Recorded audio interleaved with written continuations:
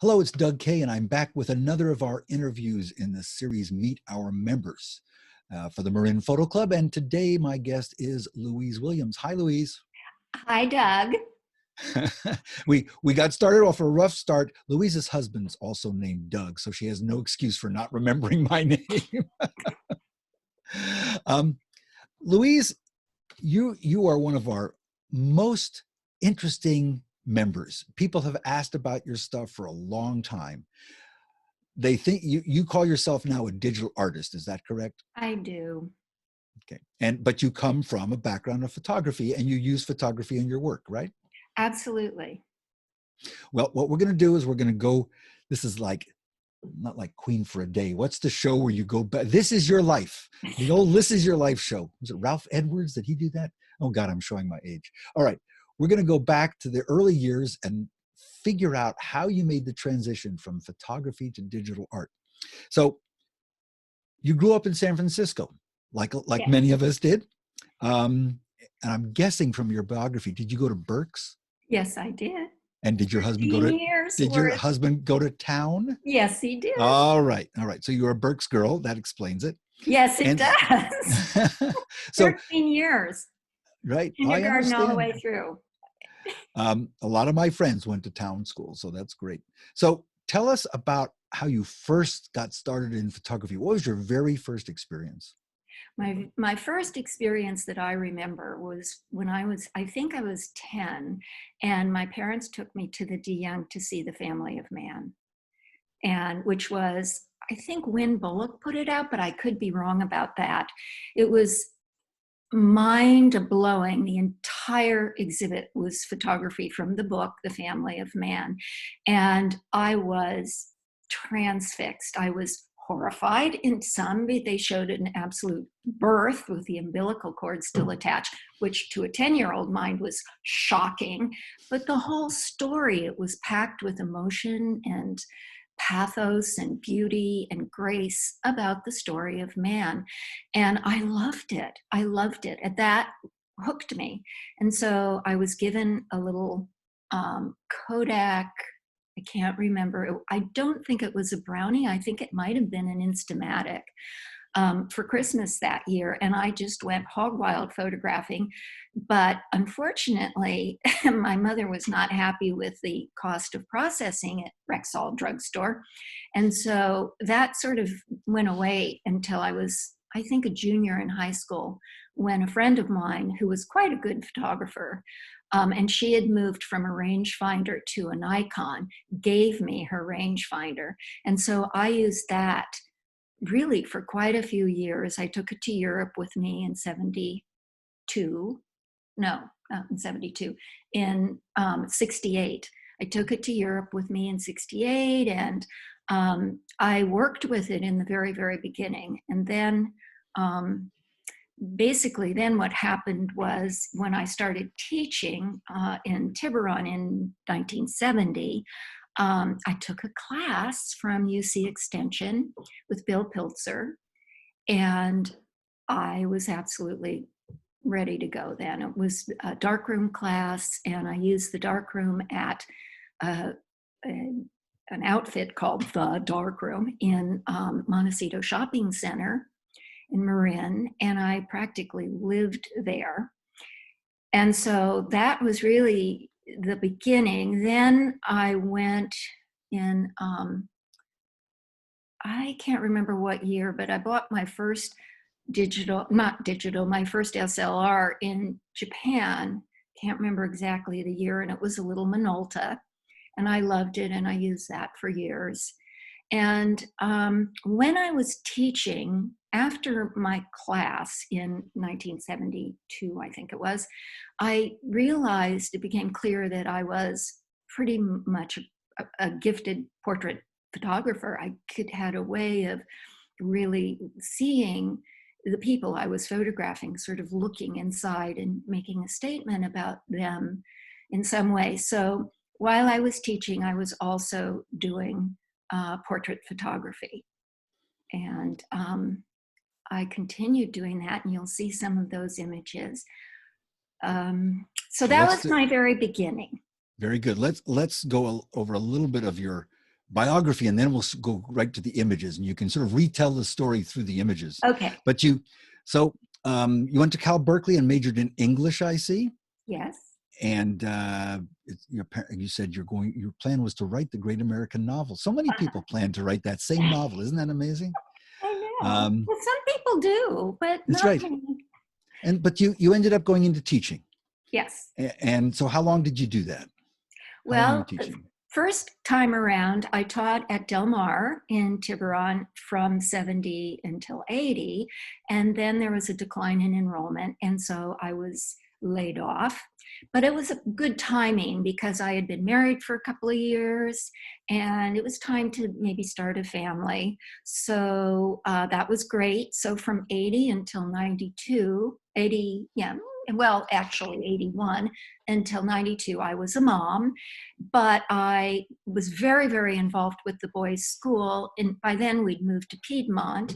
And so I continued. I really had a pretty full portrait photography business going then out of my home. It wasn't formal. I didn't have a studio. All of my photographs were available light. I had this marvelous dining room that was in an old, I don't know what you'd call it was a stucco 1955 house with one of those great big huge panoramic windows. And in the dining room, I would sit my subject down and I'd cover the window with tissue paper to diffuse the light. And I got some really beautiful photographs there. So that was that part of my time. So you also, you put together a book of your portraits, which has yet to be published. Is that right? Tell us about the book. Right. Called Generations.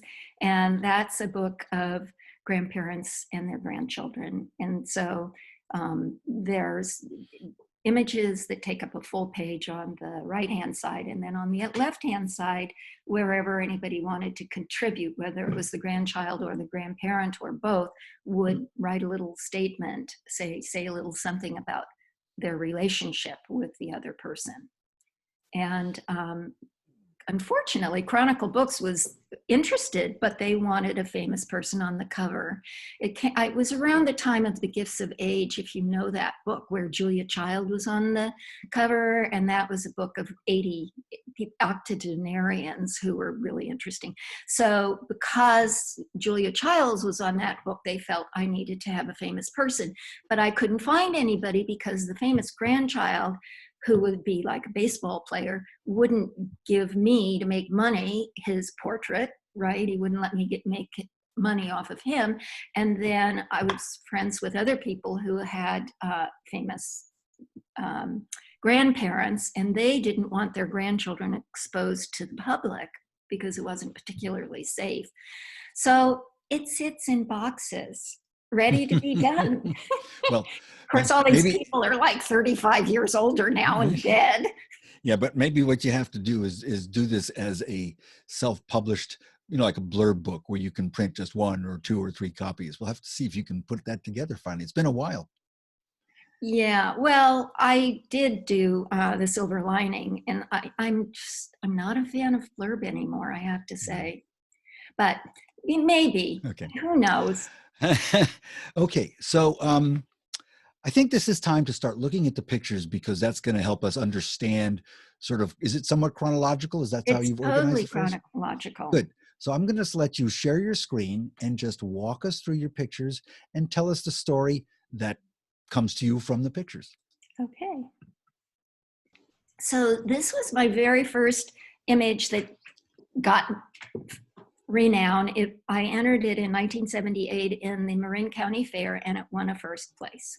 So I was very excited. Then I went to Morocco early on, and so that was this image, and I'm kind of fond of it. More just work. This one, I've sold a lot of that one. These are just a few of my fine art, for want of a better word, images. Beautiful. This is a dish that my great grandmother, who came from the state of Maine out to Sacramento, and she taught China painting lessons. It's sort of a cute story. And she taught China painting lessons to Mrs. Stanford and Mrs. Hopkins' daughters.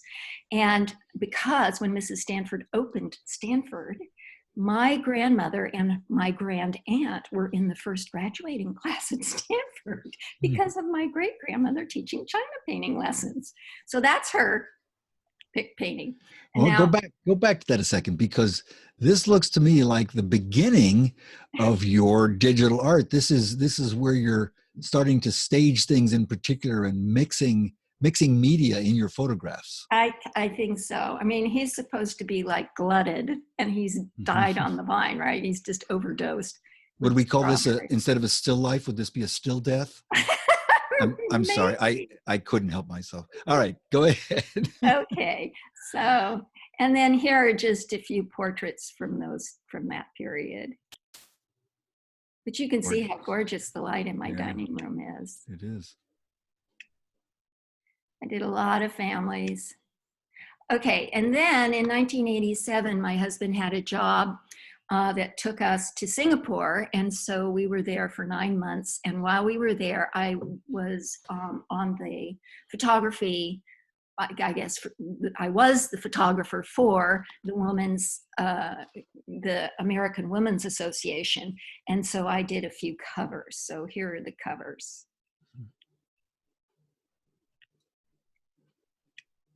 Oh, then when I came back, my dad had passed away and my mom was visiting, and I had a no-show for my portrait sitting. So I said, oh, Mom, go sit in the chair. And so she sat in the chair, and then my son Luke came by, and I said, oh, get in the picture with Grandma. And so he did. And when I was in the dark room, I just about started to cry because my mother doesn't like children. She wasn't a Nana by any stretch of the imagination, but it was such a lovely image. So that made me want to photograph other grandchildren and their grandparents. So I did a whole series, which I made into a book, and it didn't go anywhere because I didn't have any famous people. So those are a few of the beautiful portraits. Grandparents series. Then I retired. Doug insisted that I have enough of teaching. And in 2005, he gave me a digital SLR. And that was the beginning of everything for me. So we took it to Europe, and I learned how to use it and was very happy with it. And then came the big challenge. And that was Sally Christian, who is a wonderful pianist, had put out an album on Iberia, very complicated piano piece. And she wanted me to do the photographs for the CD cover. So I was challenged to learn Photoshop at that point. And at first it was Paint Shop Pro, but then I switched over to Photoshop right around the same time. And then once I got to Photoshop, I was gone, you know. It took off from there. I continued to do portraits, and I still do occasionally, though it's not my most favorite. You know, my most favorite is making scenes. This is a recent one. Catherine Dunleavy is a wonderful artist, and Rice University, from which she graduated, did an article on her. So this was for her article in the Rice magazine.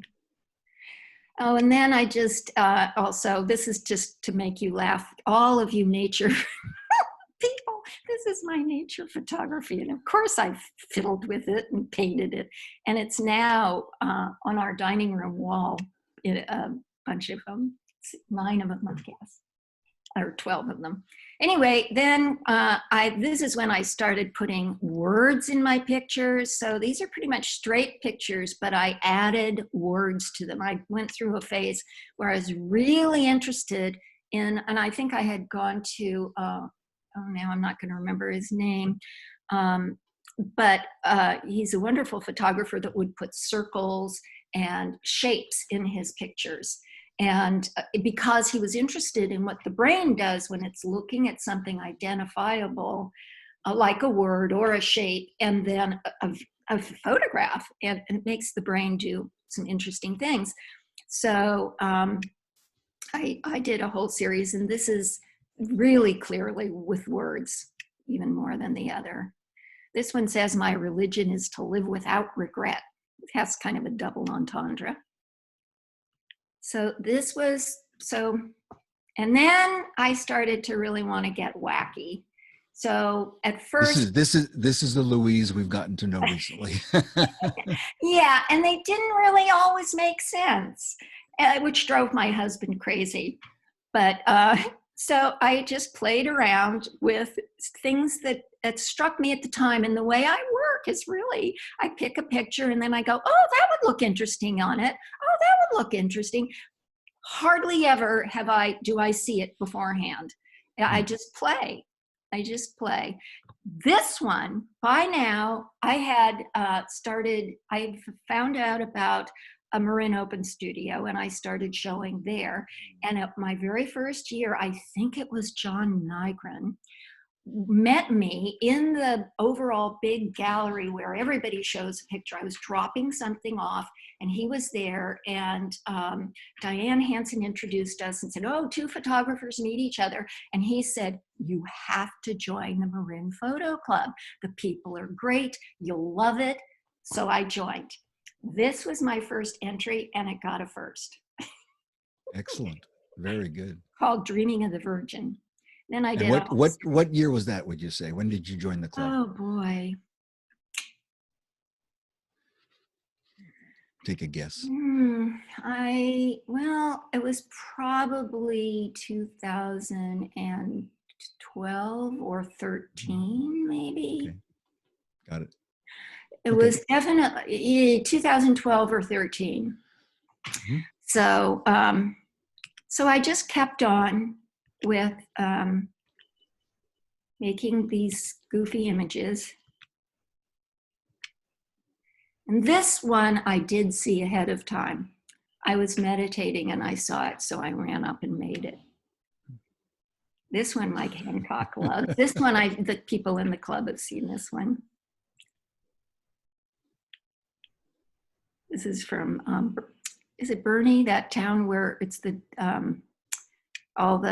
it's a ghost town? Bodie. Bodie. Yeah. Bodie. This is the Cantor Museum. You guys all know that.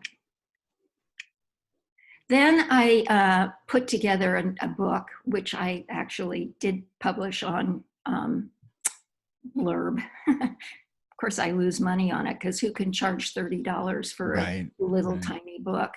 And it's called Squatters, and it's wild animals in domestic settings. So here are a few of those.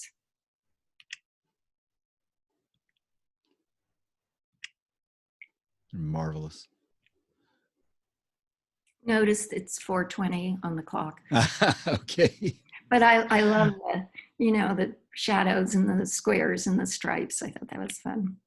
Then I moved on to the Silver Lining, which is now actually anybody can buy it. I had it printed and I have 200. Well, now I only have 210 copies of it. But so these are images from the Silver Lining. And the lovely thing about this book is it wouldn't be the book it is if I hadn't, Alan Schuster said, I showed a book of just the photographs. I made a blurb book of just the photographs. And Alan Schuster said, you have to write something. They need a story. He didn't, I guess I had it at the Marin Open Studios and other people told me, but Alan told me when I showed it at one of the Golden Gate Computer Society lectures. And so I went home and I read Shel Silverstein. I was going to Santa Fe with girlfriends and I read Shel Silverstein's Where the Sidewalk Ends on the cover to cover on the plane there. And then when I was in Santa Fe, I wrote my first 6 poems and then I just kept going. And now it's a book it's now called The Silver Lining, A Beastly Bagatelle.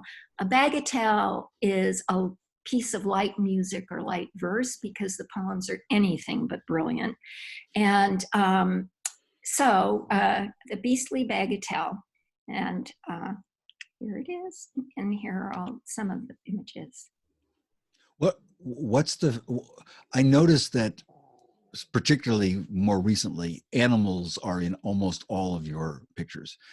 In some of your early composites, there were more people. Now we've got more animals. Is there a reason for that, do you think? Are you I attracted to them? think I think it's just because I don't want real people, and animals are acceptable for the club. I can't put, like, if I took a face off of, which I did later, I'll show you. If I take a face out of a painting to put, because I don't want people who are recognizable, Mhm. particularly in these, so I'd have to take something off of a painting, and I can't enter it into the club, which, it isn't the beginning and end of the world, and I'm supposed to be an artist, but I try very hard to have everything be original, Mhm. photographed by me if I can. Um, so that's probably why there's no deep meaning with animals, except for I can photograph them and they're readily available. This is an example. Well, so is this one of reminds me in a strange way of Gary Larson's cartoons, because you've anthropomorphized the animals. I mean, they're Right. in not in every case, but in so many cases, they're put into human situations or human dress or human environments. So I love it. It's fascinating. Go Yeah, ahead. well, it's because Keep I going. like telling a story. Hmm. I recently have been I've been mentored by Maggie Taylor, and she was describing about light, which you'll see I'm finally getting a sense of how to shape things with light. And she said, it's like playing with a dollhouse. You get to arrange everything and tell your story, and you get to light it as well. And I realized she's absolutely right. It's like playing playing with a dollhouse. And I loved dolls as a kid. I would make up endless stories with my dolls. And those were my early narratives. So the one thing I forgot to tell you about the silver lining is what happened and why it came about in the beginning is because I read the Adobe book that was about Maggie Taylor trying to tout the idea of Photoshop and making digital images. I read it from cover to cover. I absolutely loved it. I was sick as a dog with a horrible, horrible flu. I got out of bed and I made my first image.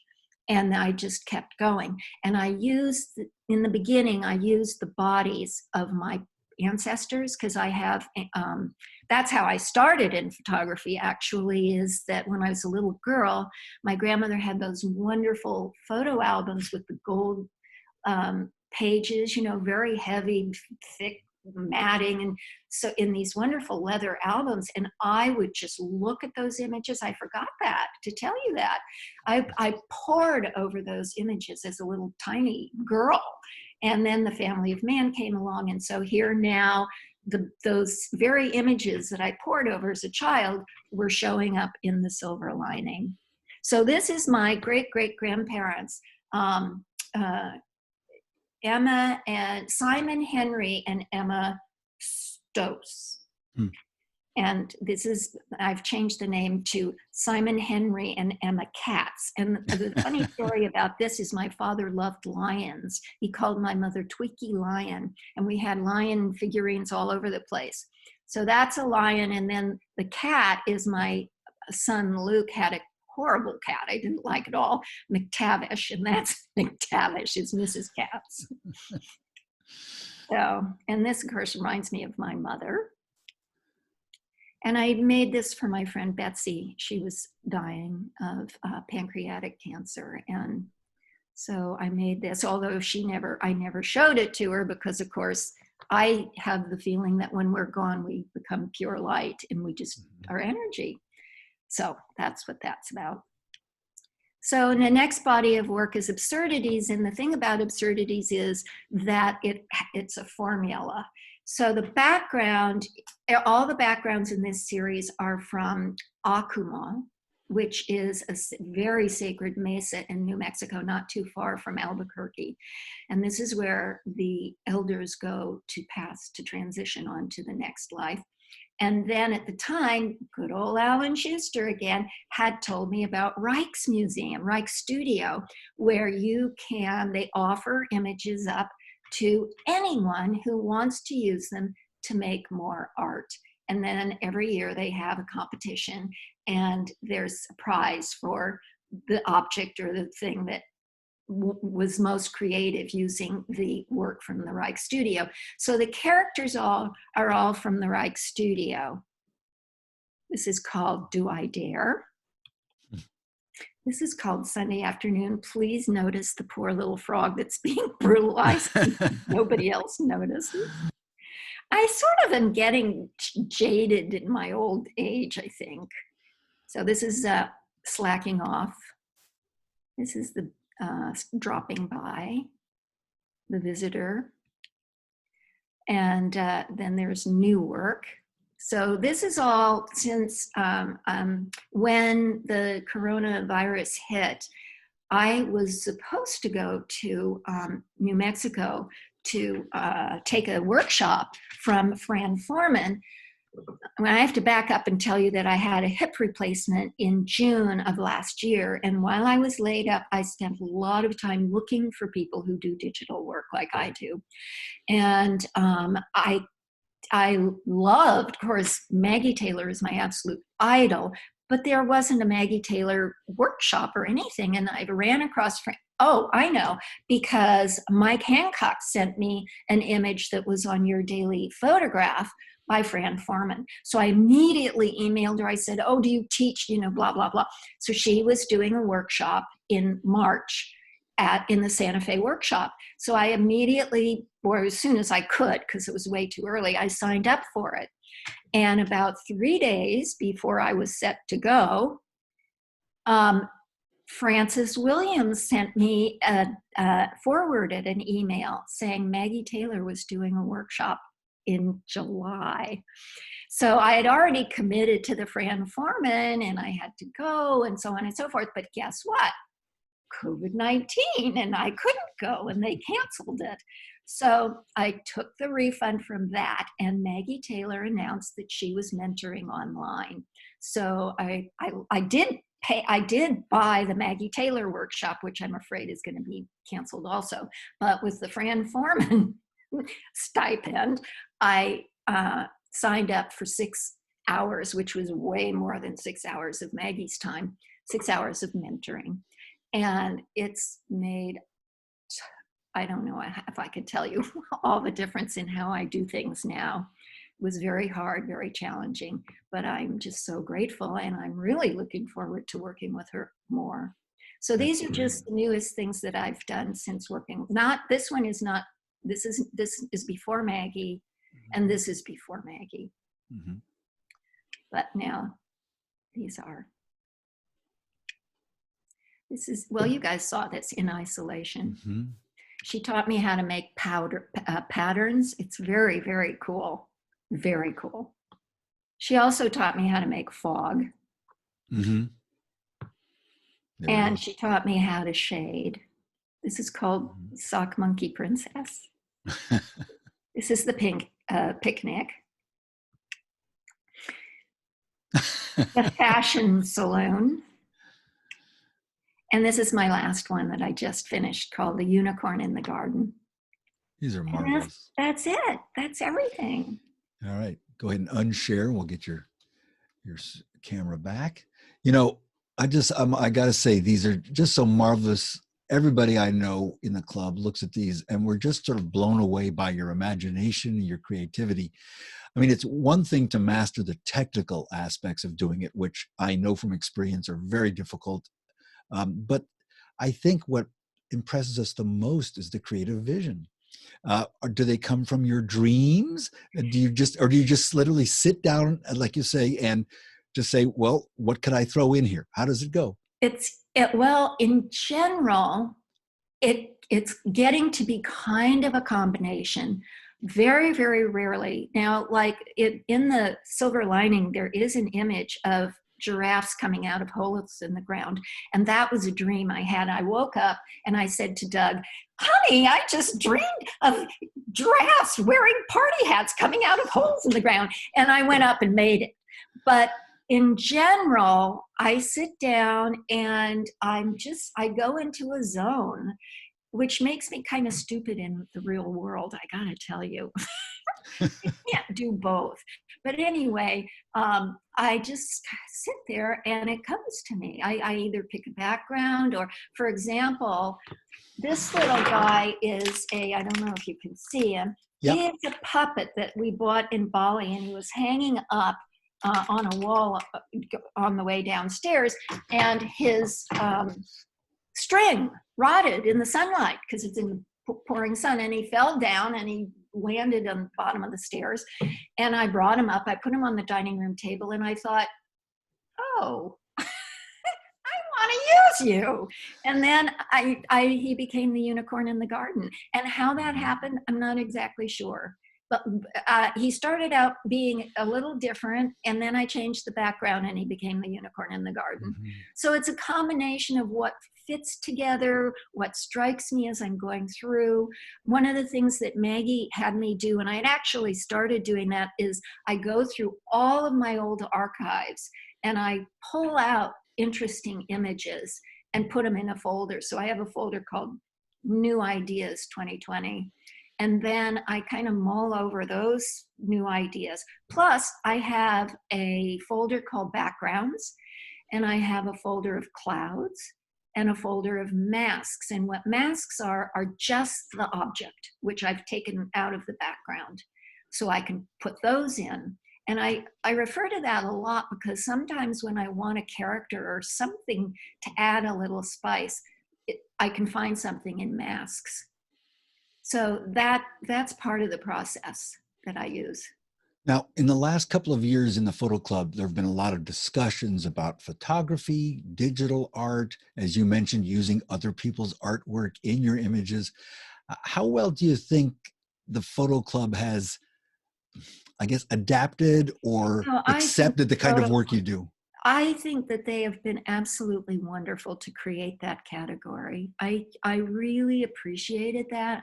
I don't know, I think maybe Meryl spearheaded it because, you know, I try not to. In these last two that I submitted, there isn't, I made everything that was in there, but I really appreciated it. It made me feel like that it is value, but it's not really photography anymore, even though everything is made up of a photograph. You know, Yeah. I mean, it's the idea of, what is the term that you use in street photography about the moment? The decisive moment. The decisive moment. Yeah. This is like the Yeah. decisive moment happens when it clicks together in my brain, you know. It's totally staged. It's totally the dollhouse, playing in the dollhouse. So where do you think, what do you think you're going to be doing next? Do you have any, I mean, you've come off, how long ago was the classes that you just took? Well, right now, I mean, I just took I had the last mentoring last week or maybe 2 weeks ago. And so that's obviously, that's your current influence, I guess. That's my current influence, and I'm going to carry on with it. Probably I take other pictures on Instagram. I'd love it if anybody wants to look at my work on Instagram, because what shows up on Instagram mostly are pictures I take when I'm living my life, and I love them, and I may process them a little bit in Snapseed or a little bit in the apps on the phone, and then within one day at the latest, they go on Instagram. They're not preconceived, they're not anything, they're just my straight photographs. So those are the kinds of things that I can enter into the photo club, where they're really genuine photographs. So I keep doing that, and I love doing that. I love the spontaneity of doing that. But this is my true love, because it is in this way I'm writing the great American novel in so many words, usually just the title. Well, very good. What we'll do is we will link to your Instagram account underneath the video on the YouTube page. So if you're watching this video, well, sorry, I'll get it from you later. From you later, but we'll put it in there. So anybody who wants to go see that Instagram account can do so. Louise, this has been terrific. I really enjoyed spending the time with you. I hope it wasn't too painful. No, it really wasn't. Well, a couple of things though. I just really need to take a minute to thank all of you guys in the photo club. I appreciate you so very much. I'm inspired by you. I'm supported by you. I've spoken twice at the Golden Gate Computer Society, which is actually why I had that biographical series of images. Um, I just can't say enough about how much you all mean to me, and I'm very, very grateful. It's a wonderful, wonderful organization. So that's probably all. There's so many of you who have touched me in so many individual ways. I can't name you all, but I'm really appreciative. Well, we're appreciative to have you as part of the club. And I also think I speak for all of the members that we all feel the same way about each other. It's an incredibly supportive group. We've got so many members who, once they join, they seem to stay forever, which is great. Anyway, Louise, thank you again for everything today. It was great to get to know more about your background and see some of your older work. We're all used to seeing the new stuff, but it has been a fascinating journey, I think, hasn't it? Yes, I'm happy with it. I still do it. I'll be doing it on my deathbed, I think. I Okay. hope. Photographers tend to live a long time. Did you notice? Is that right? I guess so. Oh, Imogene Cunningham, Ruth Yeah. Bernhardt. Yeah, I guess that's the secret to longevity. it is. Okay. Doing your Louise, passion. thank you very much. And to everybody, thanks for watching. And I hope you join us next time for another edition of Meet Our Members. Thanks very much. Bye-bye. Thanks, Doug. Bye.